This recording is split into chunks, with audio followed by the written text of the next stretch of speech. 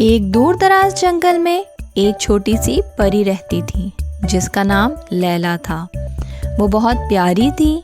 اس کے پر دھنک کے رنگوں کی طرح چمکتے تھے اور اس کا دل نیکیوں سے بھرا ہوا تھا۔ لیلا دن بھر جنگل میں اڑتی پھرتی، پھولوں کے ساتھ کھیلتی، جانوروں کی مدد کرتی اور جہاں بھی جاتی خوشیاں پھیلاتی۔ ایک دن جب لیلا ایک خوبصورت میدان میں رنگ برنگے پھولوں کے درمیان اڑ رہی تھی، اس نے مدد کی ایک ہلکی سی پکار سنی۔ وہ فوراً اس آواز کی طرف بڑھی اور دیکھا کہ ایک خوبصورت تتلی مکڑی کے جال میں پھنس گئی تھی۔ تتلی بری طرح پھنس چکی تھی اور جتنا وہ نکلنے کی کوشش کرتی اتنا ہی زیادہ جال میں الجھتی جا رہی تھی۔ لیلا کو اس ننھی تتلی پر بہت ترس آیا۔ وہ جانتی تھی کہ اگر اس نے اس کی مدد نہ کی تو تتلی ہمیشہ کے لیے جال میں پھنس جائے گی یا پھر مکڑی کا شکار بن جائے گی۔ لیلا نے ایک لمحہ بھی ضائع کیے بغیر تتلی کے قریب جا کر اسے تسلی دی۔ اس نے کہا، پیاری تتلی، گھبراؤ نہیں، میں تمہیں یہاں سے نکال دوں گی۔ لیلا نے بڑی احتیاط سے مکڑی کے جال کے چپچپے دھاگوں کو کھولنا شروع کیا۔ وہ بہت آہستہ اور صبر کے ساتھ کام کر رہی تھی تاکہ تتلی کے نازک پروں کو کوئی نقصان نہ پہنچے۔ کچھ دیر بعد لیلا نے تتلی کو جال سے آزاد کر دیا۔ تتلی نے کمزور پروں کو ہلایا اور کانپتی ہوئی آواز میں کہا، آپ کا بہت شکریہ پیاری پری، میں نے سوچا تھا کہ میں کبھی آزاد نہیں ہو سکوں گی۔ لیلا نے گرم جوشی سے مسکرا کر کہا، مجھے خوشی ہے کہ میں تمہاری مدد کر سکی۔ آئندہ جال کے قریب اڑتے ہوئے محتاط رہنا۔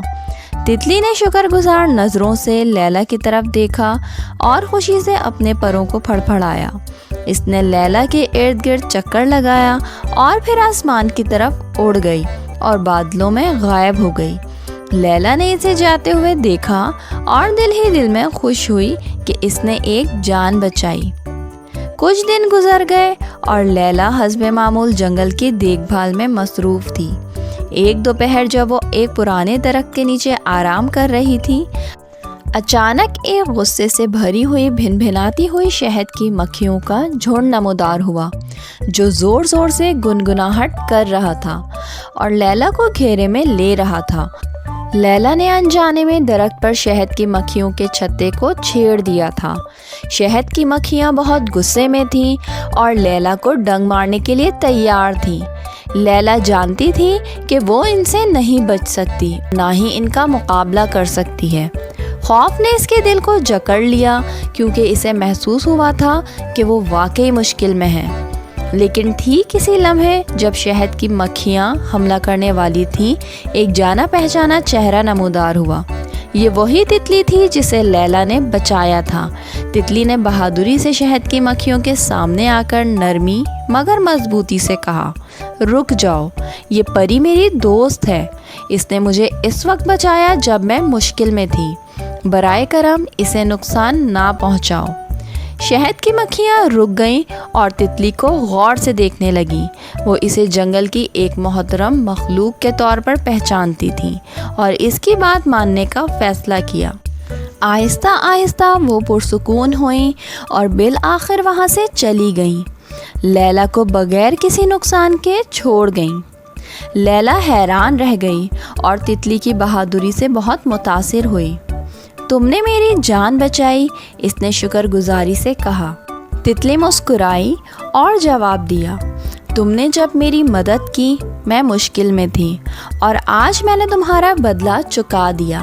نیکی ہمیشہ واپس لوٹتی ہے پیاری لیلا۔ اس دن کے بعد لیلا اور تتلی بہترین دوست بن گئیں۔ وہ اکثر ایک ساتھ اڑتی رہتیں، جنگل میں نیکی اور خوشیاں پھیلاتی رہتیں۔ لیلا نے سیکھا کہ نیکی کا کوئی عمل ضائع نہیں جاتا اور دوسروں کی مدد کرنا ہمیشہ اچھے نتائج لاتا ہے۔ اس کہانی سے ہمیں یہ سبق ملتا ہے کہ جب آپ دوسروں کی مدد کرتے ہیں اور دوسروں کے ساتھ نیکی کرتے ہیں، چاہے وہ کوئی چھوٹی سی ہی نیکی کیوں نہ ہو، تو آپ ایک ایسی بھلائی پیدا کر رہے ہوتے ہیں جو آخر کار آپ کے پاس لوٹ کر واپس ضرور آتی ہے۔ نیکی کے کام چاہے بڑے ہوں یا چھوٹے کبھی بھولے نہیں جاتے اور اکثر انعامات کی صورت میں واپس ضرور ملتے ہیں۔